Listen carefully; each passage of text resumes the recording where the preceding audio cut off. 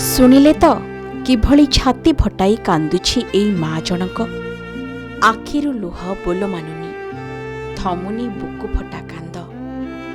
ଶୁଣି ହେଉନି ତାଙ୍କ କୋହଭରା କଣ୍ଠର ଏଇ ଦୁଃଖଦ କାହାଣୀ।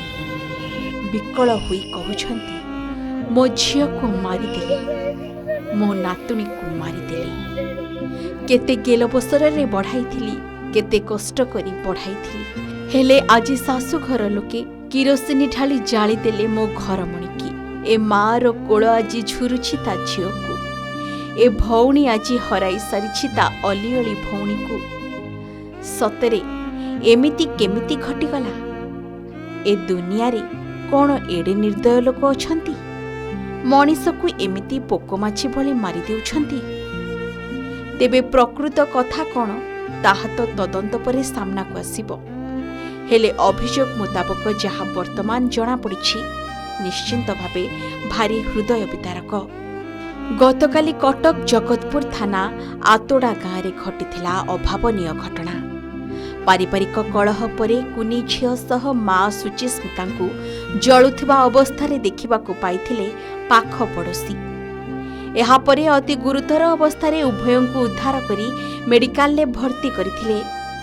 ହେଲେ ଦୁଃଖର କଥା, ଆଜି ଉଭୟ ମା ଝିଅ ଆଖି ବୁଜି ଦେଇଛନ୍ତି ସବୁଦିନ ପାଇଁ।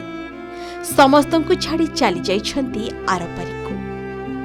ତେବେ ସୂଚନା ମୁତାବକ ଆତୋଡ଼ା ଗ୍ରାମର ଶୁଭରଞ୍ଜନ ଲେଙ୍କାଙ୍କ ସହ ସୁଚିସ୍ମିତା ମହାନ୍ତିଙ୍କର ଗତ 2 ବର୍ଷ ତଳେ ବିବାହ ହୋଇଥିଲା। ବିବାହ ପରେ ପ୍ରାୟତଃ ଉଭୟଙ୍କ ଭିତରେ ବିଭିନ୍ନ କଥାକୁ ନେଇ ଯୁକ୍ତିତର୍କ ଲାଗି ରହୁଥିଲା। ହେଲେ 2 ଦିନ ତଳେ ସ୍ୱାମୀ ସ୍ତ୍ରୀଙ୍କ ଭିତରେ ଚାଲିଥିବା ପାରିବାରିକ କଳହ ଆହୁରି ବଢ଼ିଗଲା, ଯାହାଫଳରେ ଉଭୟଙ୍କ ପରିବାର ଲୋକେ ଏକାଠି ବସି ସମାଧାନ ବି କରିଥିଲେ। ହେଲେ କ'ଣ ହେଲା କେଜାଣି, ଗତକାଲି ସନ୍ଧ୍ୟା ସମୟରେ ସୁଚିସ୍ମିତାଙ୍କର ହଠାତ୍ ଚିତ୍କାର ଶୁଣିବାକୁ ମିଳିଥିଲା। ଚିତ୍କାର ଶୁଣି ପଡ଼ିଶା ଘର ଲୋକେ ପହଞ୍ଚି ଦେଖନ୍ତି ତ ନିଆଁରେ ହୁତୁ ହୁତୁ ହୋଇ ଜଳୁଛନ୍ତି ସୁଚିସ୍ମିତା ଓ ତାଙ୍କର 3 ମାସର କୁନି ଝିଅ। ଏହା ଦେଖି କବାଟ ଭାଙ୍ଗି ଉଭୟ ମା ଝିଅଙ୍କୁ ଉଦ୍ଧାର କରି ମେଡିକାଲରେ ଭର୍ତ୍ତି କରିଥିଲେ ଲୋକେ। ହେଲେ ଉଭୟଙ୍କ ଶରୀରର ବହୁ ଅଂଶ ପୋଡ଼ିଯାଇଥିଲା। ଚିକିତ୍ସାଧୀନ ଅବସ୍ଥାରେ ତାଙ୍କର ଜୀବନ ଚାଲିଯାଇଛି।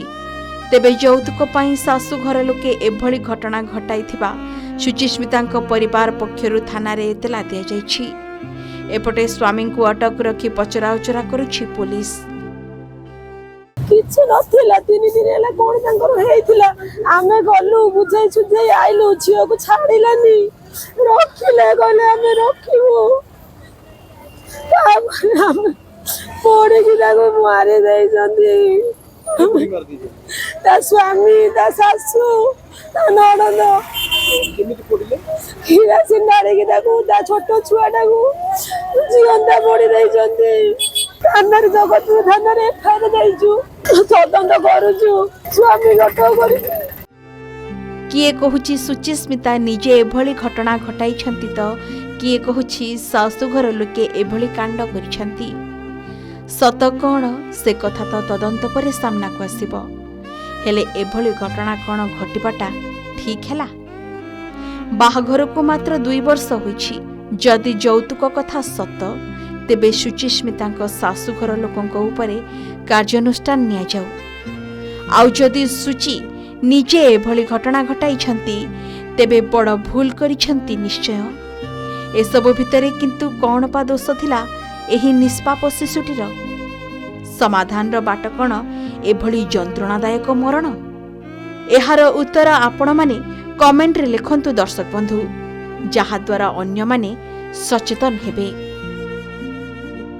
କଟକ ସାଲେପୁରରୁ ସୁବାଶିଷ ବସନ୍ତରାୟଙ୍କ ରିପୋର୍ଟ, କେ ନ୍ୟୁଜ ଓଡ଼ିଶା।